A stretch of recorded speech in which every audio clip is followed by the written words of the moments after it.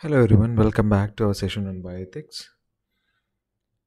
Today we are going to deal with the animal right laws or animal rights and laws in India. So traditionally in the Indian culture, before the invasion or before the rule of the Westerns, India had developed a culture where animals was treated with care, and that was reflected with the religions. Every form of religion had made it compulsory to be compassionate with animals, and because that was connected to religion, everybody followed it, or everybody were bound to follow it because they feared that harming animals might bring some sort of bad luck to them. But after the westernization of the or after westernization or after westerners and westerners occupied us, and the developments in science and technology resulted in changing the perception of people, and nature becomes some sort or something that can be exploited at any level, ignoring the survival of other forms of life which is in the surrounding. So, the global and ecological awakening in the later half of the last century resulted in rethinking the role of other forms of life, as we said earlier, like overpopulation and over destruction of the environment might lead to the perish or might perish the human population. And these thoughts resulted in examining and framing rules and laws protecting the environment, plants, the animals, and even recognizing the rights of animals in the true spirit. So, India over the last 50 years enacted more than 200 and above legislative instruments for the protection of the environment, conservation of the flora, fauna, and prevention of cruelty towards animals. So, in this particular session, we are going to discuss some of the animal right laws in India. So, first and foremost, we are moving with the Indian Penal Code, or the IPC. So, the IPC is a legal document that covers almost all the crime happening in our society. So, this is this particular IPC is something which was left over by the British, dating back from 1860, and now it provides a penal code for all of India. The code applies to any offense committed by Indian citizens anywhere and on any Indian registered ship or aircraft. So there are many sessions or many codes in IPC. So we'll discuss some of them here. So one of the section, which is the section 286 of IPC 1860, a person is found to be guilty if he is a public nuisance, or if he poses some public nuisance, who does some act which or is guilty of an illegal omission which causes a common injury, danger, annoyance to the public or to the people in general who dwell or occupy the property in the vicinity, or which must necessarily cause injury, obstruction, danger, or annoyance to who may have persons who may have occasions to use any public right. So, a common nuisance is not excused on the ground that it causes some convenience or advantage. So, nuisance will be a nuisance. So, any public nuisance by a person or a group of person will be dealt with this particular session of IPC. Another session which is related to cruelty to animals, an example is under the section 269 and 270. So it can be a negligent act or a malignant act which can spread in infection or disease dangerous to life. The section also enables a person to file a charge sheet to prohibit the killing of animals, the sale of meat obtained from sacrificed animal in any public place, other than those which is registered for the purpose, like the slaughterhouse, which are registered. Also, the killing of animals in public place amounts to public nuisance and annoyance to the public. So most of these are covered in IPC. So these are examples of or two examples of the sections coming under IPC. Next one is the second one, which we are going to discuss, is another important one, which is the Wildlife Protection Act 1972. So this act prohibits injury to any wild animal. So this act and its amendments are used by are being charged by the wildlife officer or officers when they find some persons who keep these wild animals. So you might have come across many instances where people were caught keeping the peacocks, where people were caught by keeping the restricted animals like the star tortoises, then porcupines, then anteaters, etc., the sand boas, etc. So all these animals, they come under this. They can be charged under this if a person is fined to keep this or whether he's rearing it, whether he's trying to sell it, export it, etc. Whatever it is, that comes under this particular act, which is the Wildlife Protection Act. The definition of an animal in the act includes amphibians, birds, reptiles, mammals, and their young ones. So in the case of birds and reptiles, even their eggs are included in this category. Section 51 of the Act provides a penalty for a person found guilty of an offence under this Act. The accused on convictions will be punishable with imprisonment for a term for more than 3 years, or with a fine of 25,000 rupees, or with both. And in the case of a second or a subsequent offence, so if the person does the same offence again, the term of imprisonment will be from 3 years to 7 years, and the fine will be the subsequent fine will be 10,000 rupees. So it has 6 schedules which is given varying degree of protection for the animals. So coming to the second or the third one, which is another important act, which is Prevention of Cruelty to Animals Act 1960. The Act prohibits any infliction of unnecessary pain and sufferings on an animal, and makes unnecessary pain and suffering on as a penal offence. So it comes under the subsection 3 of section 11 PCA, which is Prevention of Cruelty to Animals.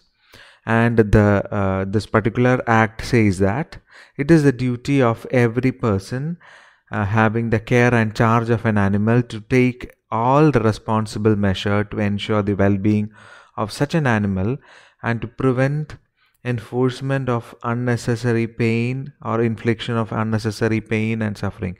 So if you're having a pet animal, or if you rear pet animals, it's the person's duty to avoid infliction of any sort of pain or suffering to the animal.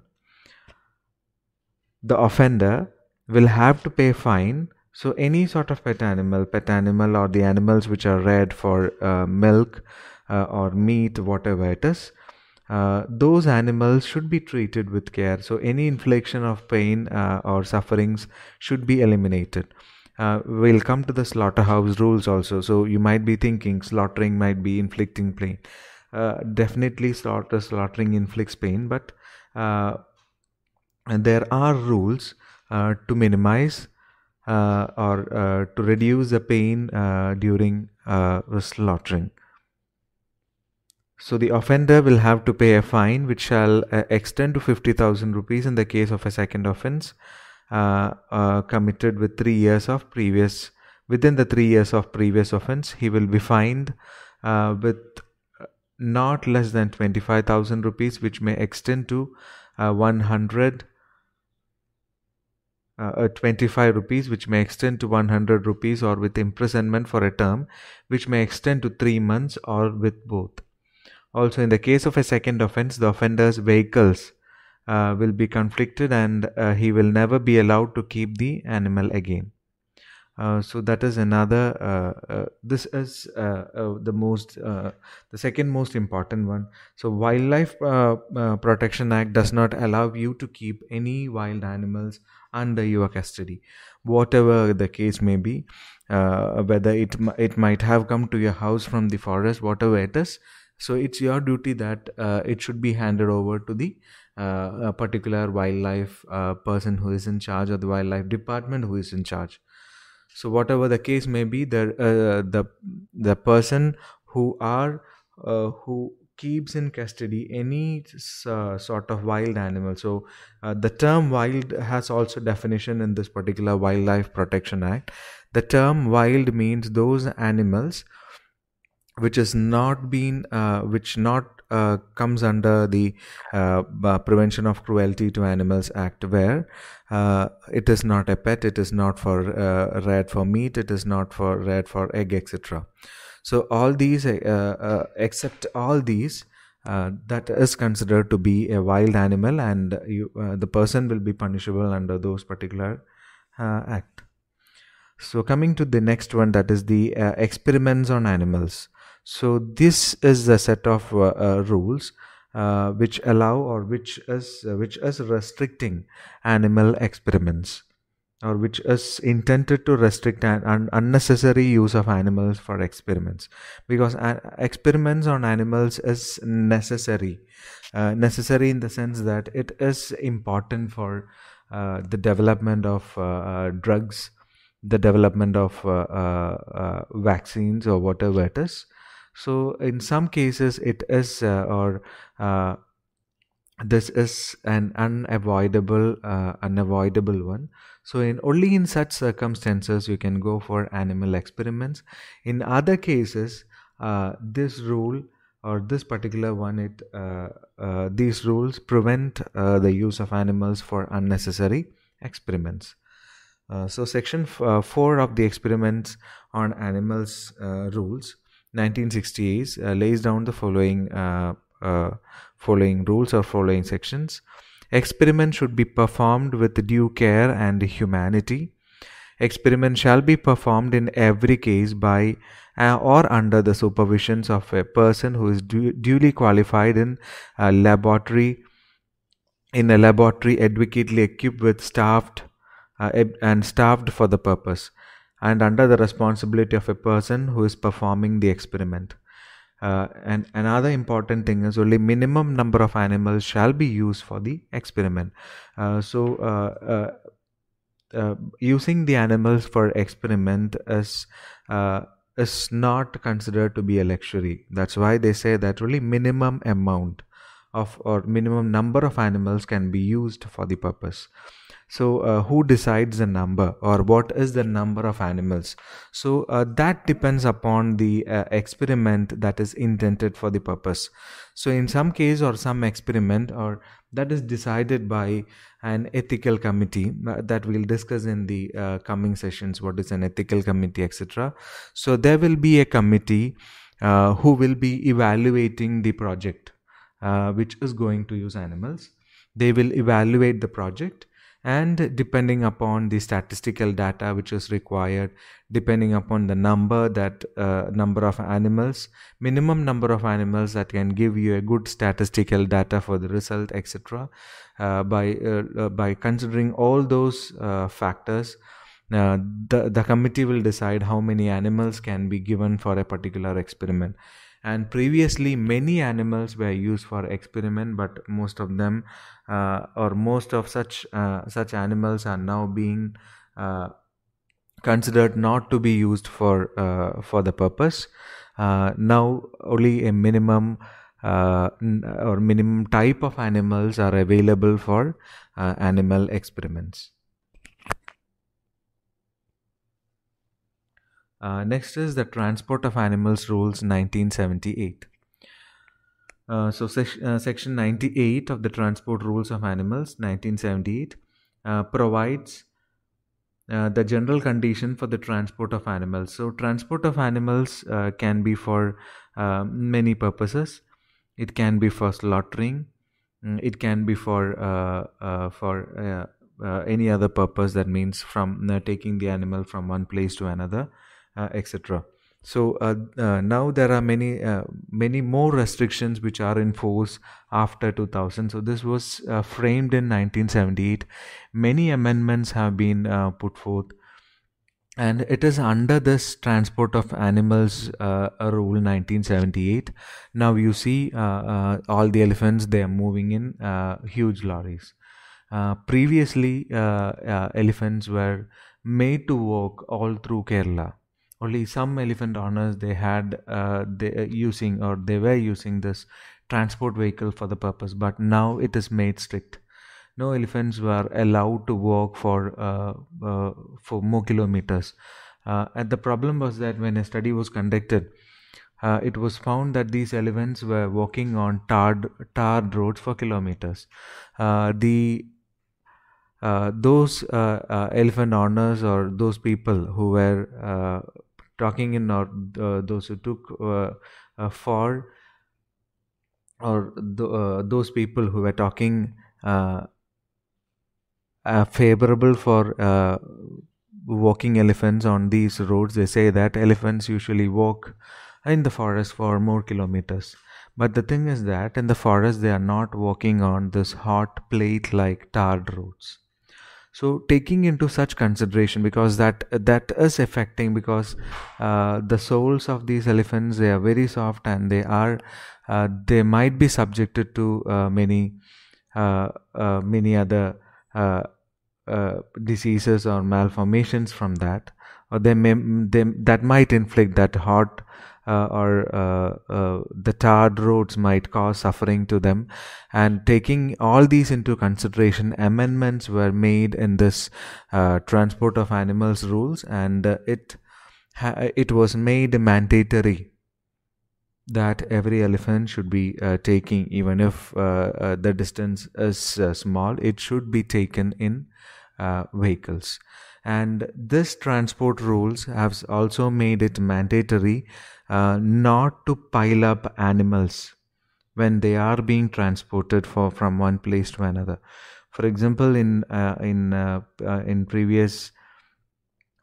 previously, it was reported that more number of animals were piled together in a single vehicle for slaughtering, etc.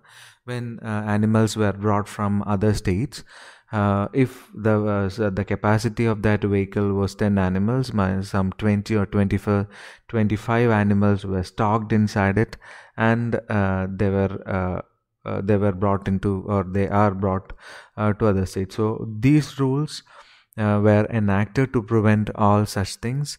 Now it is very strict that in every district, every local like corporation or municipality, etc., they're having this Society for Prevention of Cruelty to Animals. There is a society which is under the local body, which is meant to look after such issues. So from there is a local body, there is a district body, there is a state body, etc. So all these are enacted to prevent such cruelty to animals, also restricting such travel to animals. So transport rules, coming to the transport rules, the animals to be transported shall be healthy and in good condition. That means no one can transport a diseased animal, and they should be examined by a veterinary doctor to detect any infectious disease and to certify their fitness to undertake the journey, provided the nature and duration of the purpose journey shall be taken into account while deciding the degree or fitness. So this is done for every animals, including the slaughtering animals. So if you see the slaughtering, or the animals which are meant to be slaughtered near the slaughtering houses, etc., you can see many seals or paintings on their body. Those are not just painting, they are seals which is done sealing which is done by these veterinary authorities before their travel and after they reach there. So if a particular animal for slaughtering is transmitted from our neighboring states, a veterinary doctor from there, he will certify that the animal is fit for travel, and when it reaches here, because a diseased animal cannot be slaughtered, and that the meat cannot be distributed or sold to the people. So to prevent that, every local body, for example, if it is Cochin Corporation, the Corporation of the Cochin or the municipality, they are having a veterinary doctor who will certify the slaughter animals which is fit to be slaughtered and to be sold. So that is with the slaughtering animals or the transport. Next one is an animal which is unfit for transport shall not be transported. And unfit, the category unfit is a newborn one, a blind or diseased animal, then a lame animal, a fatigued animal, having given birth during 72 hours, or is likely to give birth during a transport shall not be transported. So a pregnant animal, etc., cannot be transported. The third one is a pregnant or a young animal shall not be mixed with other animals during transport. So if you are transporting such animals, the young ones or the pregnant ones, it should be done in a separate vehicle. So different classes of animals shall be kept separately during the transport.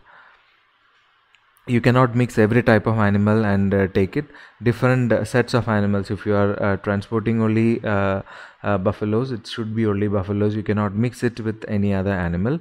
Then diseased animals, whenever transported for treatment, shall not be mixed with other animals. Only diseased animal can be transported, and that will be for the treatment purpose and not for any other purposes. And in such cases, it should not be transported along with other animals. It should be transported isolated, because there are chances that it might give the infection to the other animals as well. So that was the transport of animal rules 1978. Coming to the sixth one, which is prevention of cruelty to animals, which is the Slaughterhouse Rule. So this comes under the other one, or as a part of the prevention of cruelty to animals, and this is with special regard to slaughterhouses, Rules 2001.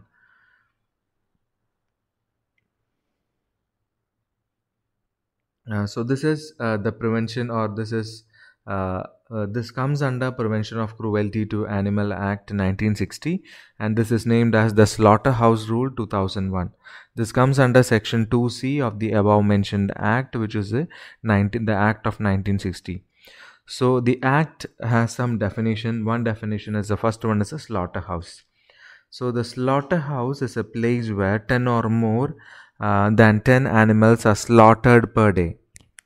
That is what is called as a slaughterhouse, and that should be duly licensed or recognized under the state, central or provincial act rules and regulations made under those rules. That was Section 2, which defines a slaughterhouse. Next, Section 3 of this particular act, of the above mentioned act, regulates the animals that cannot be slaughtered except in a recognized and licensed slaughterhouse. So no animals shall be slaughtered except in a registered slaughterhouse. That is also considered to be an offense. So Section 3 of this particular act prohibits slaughtering of some animals. One is a pregnant animal, has an offspring which is less than 3 months, the animal which is under the age of 3 months, an animal which has not been certified by a veterinary doctor that it is fit to be slaughtered. So in all these conditions, an animal or slaughtering of an animal will be considered to be an offense, and slaughtering can be done only in a registered or a certified slaughterhouse. A certified slaughterhouse, we'll come to it later when we discuss CPCSEA. A registered slaughterhouse will be certified only if they follow some regulations or rules which is laid down by this act, which is in the prevention of cruelty to animals. So there are certain uh, things to be followed, or certain rules to be followed for the functioning of a slaughterhouse. Only then it will be certified. So next is the Performing Animals Act Rules 2001 regarding their registration. So the central government has prescribed rules with regard to the registration of performing animals, which are provided in the Performing Animals Rules 2001. So section and the prescribed authority means that the central government or such an authority which including the Animal Welfare Board of India.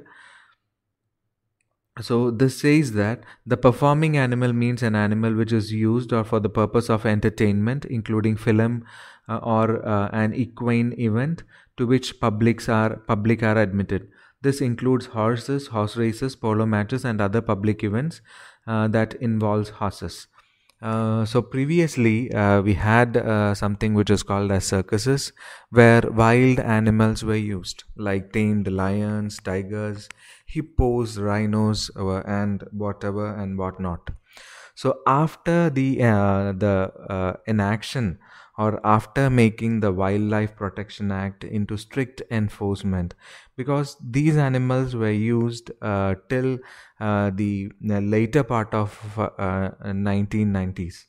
Because even I have seen in circuses using such animals like the hippos, lions, tigers, etc.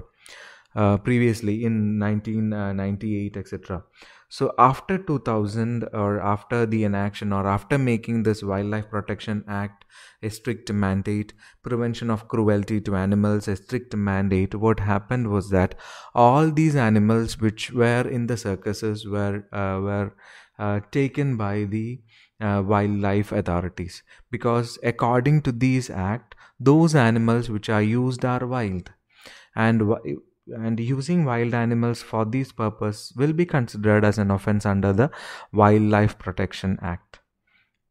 Performing animals, etc. So performing animals includes their registration includes elephants, then horses, and mainly elephants and horses are only now coming under such performing animals rules. And also I think registration for dogs and also some cats, then parrots, etc. are included under this. So parrot means those parrot which is caught from the wild in India will be punishable under the Wildlife Protection Act.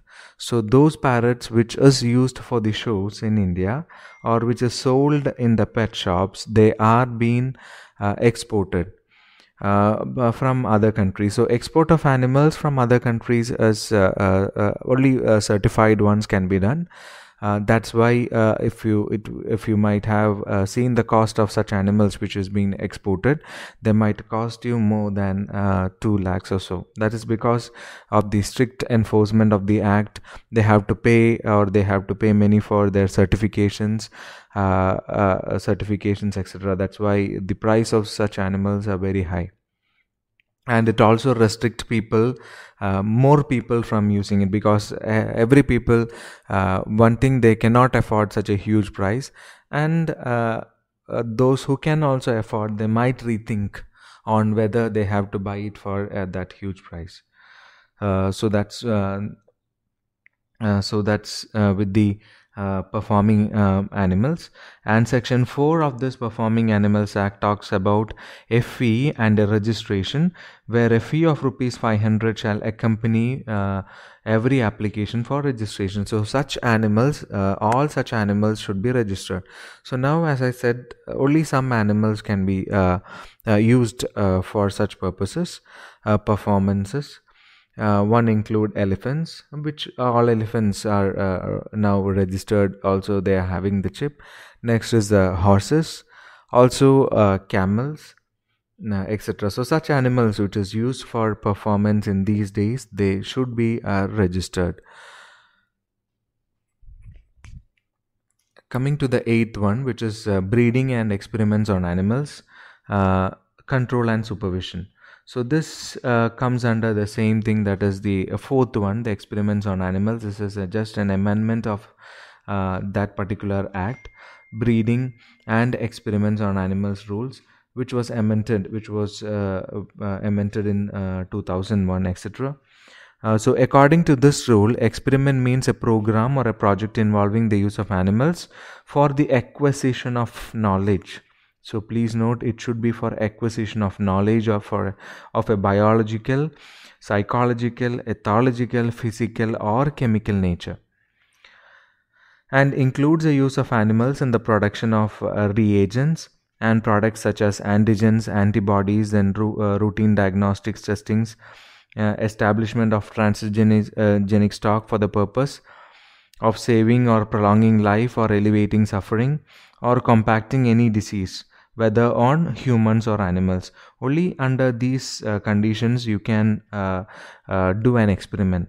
That is, the experiment might be intended to generate some antigens, antibodies, routine diagnostics, then testing activity, or establishment of a stock or a transgenic stock, then an experiment which is meant for saving or prolonging life or alleviating suffering or compacting a disease for a human or an animal.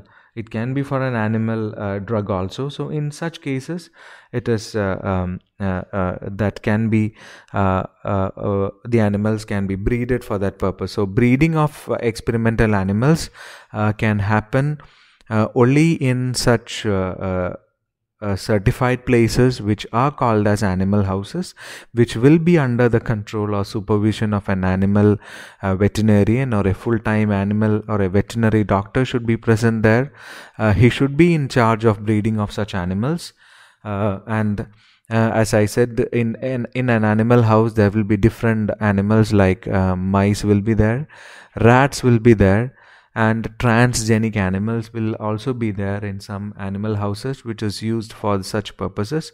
And in some pharma companies, horses are also used, because the production of some antibodies, etc., for treatment, horses are being used for antibody production, etc. So in such cases, the animal houses should be well equipped. Animals cannot be mixed. So there are guidelines, like as we said, for slaughterhouses there are a set of guidelines for building up an animal house which is meant for the purpose, etc. So only in such institutions breeding of experimental animals is permissible. So this is with regarding the 8 different type of animal right laws in India.